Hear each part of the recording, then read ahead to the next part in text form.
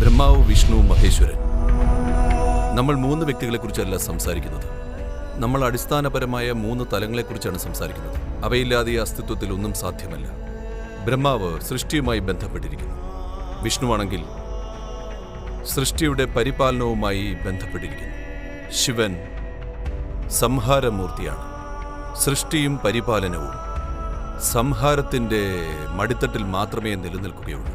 ഈ സൃഷ്ടിയിലെ ശൂന്യമായ ഇടം, ആ ഇടമാണ് ഏറ്റവും വികാസം പ്രാപിച്ച ഇടം, അനന്തമായ ഇടം. അതൊരു മടിത്തട്ടാണ്. അവിടെയാണ് സൃഷ്ടി പ്രത്യക്ഷപ്പെടുന്നതും അപ്രത്യക്ഷമാവുന്നതും, അല്ലേ? ശിവ, ഇല്ലാത്തതെന്തോ അതാണ്. ഇല്ലാത്തതായ ഒന്നിനെയാണ് നാം കുമ്പിടുന്നത്. കാരണം അതാണ് എല്ലാം. അപ്പോൾ സംഹാരമൂർത്തിയെ മഹാദേവനെന്ന് വിളിക്കുന്നു.